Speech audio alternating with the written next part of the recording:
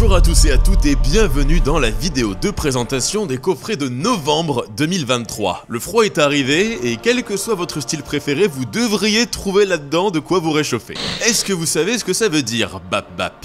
Brasser à Paris, bu à Paris. Comme je pense que pas mal d'entre vous seront pas à Paris en la buvant, je vous laisse pimper le nom de la brasserie à votre sauce. Moi par exemple depuis Montpellier, ça donne la Bap Bam. C'est pas mal. Donc pour commencer proprement la box de ce mois-ci, je vous ai choisi la Faubourg de chez Bap Bap, une petite pils hyper désaltérante avec un maltage doux et équilibré par une fine amertume. Tout ça enrobé par ce côté herbacé, épicé des houblons nobles tchèques et allemands. Les brasseurs de la Jonte, vous les connaissez bien, ils étaient là dans quelques box et même dans mes vieux formats de craft coup de cœur à l'époque. Ils se sont installés au cœur de la Lozère dans un cadre idyllique où ils brassent depuis 2015 déjà, avec ferveur, justesse et passion. D'ailleurs, c'est exactement ce qu'on retrouve dans leur Freya, une session IPA hyper aromatique à seulement 4,5 degrés. Là-dedans, vous allez avoir un mix de fruits tropicaux, d'agrumes et de pain grâce au houblon qui évoque tout ce qu'on attend d'une bonne IPA finalement, avec la belle amertume qui suit et les degrés d'alcool en moins. C'est une vraie petite pépite houblonnée comme je les aime et tout terrain, quelle que soit la saison. Et What is Up, vous connaissez le principe, une recette dans laquelle le seul ingrédient qui va changer, c'est le houblon. Ça a même un nom, ça s'appelle des smash pour single malt and single hop. Donc un seul type de malt et un seul type de houblon.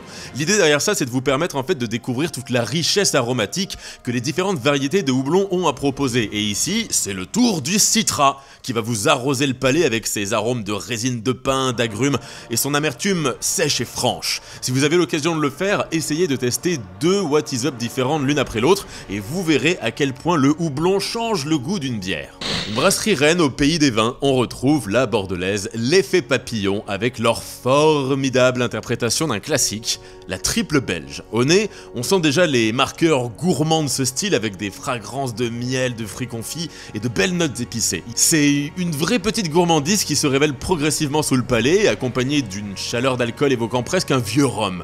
Alors attention tout de même à ces 8,5 degrés si vous ne voulez pas ressembler à Stromae dans le clip du même nom. Est-ce que je dois encore vous présenter la débauche? Si vous êtes abonné depuis un moment, vous avez dû en voir passer des bières de chez eux, entre Mr. Joe Coffee Stout, Cool Jazz, Insomnie, j'en passe. Et ce mois-ci, c'est au tour de leur Baltic Porter, un style que vous m'avez beaucoup demandé. Il faut dire que les bières noires, c'est leur dada la débauche, donc si j'en ai choisi une de chez eux, c'est pas pour rien. Préparez-vous à nager dans des notes de café, de chocolat, du torréfié, 33 centilitres de pur plaisir avec un léger ajout de miel qui vient apporter un petit peu de douceur. Mais attention quand même à ces 10 gros degrés qui vous guettent tapis dans l'obscurité sous une mousse brunâtre. L'année dernière, je vous avais glissé une quille des Deux Ours, une petite brasserie du Périgord. Et comme j'avais aimé leur ambrée et leur brune, cette année, je me suis dit que j'allais vous faire découvrir des styles un peu plus originaux qu'ils font. À commencer par leur Criminale, une Cream Ale, et je pense qu'ils ont trouvé son nom après en avoir bu quelques-unes. Cream Ale, c'est un vieux style américain qui ressemble un peu à un hybride entre une American Pale Ale et une Lager, pour la faire courte. Je vous ai mis celle de Zoubrou justement en novembre dernier, et vous allez voir, ça se boit tout seul.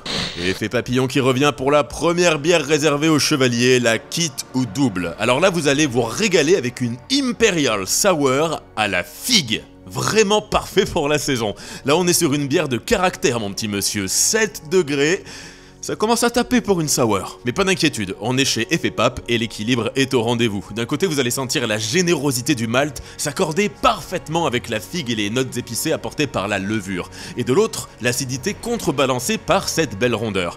C'est un peu le yin et le yang de la figue et du malt que vous avez dans cette bouteille. En tout cas, une recette comme ça, c'est une belle prise de risque parce que c'est peut-être facile à faire, mais pas à réussir comme ils l'ont fait. D'où le nom peut-être, mais le moins qu'on puisse dire, c'est qu'elle fait son petit effet.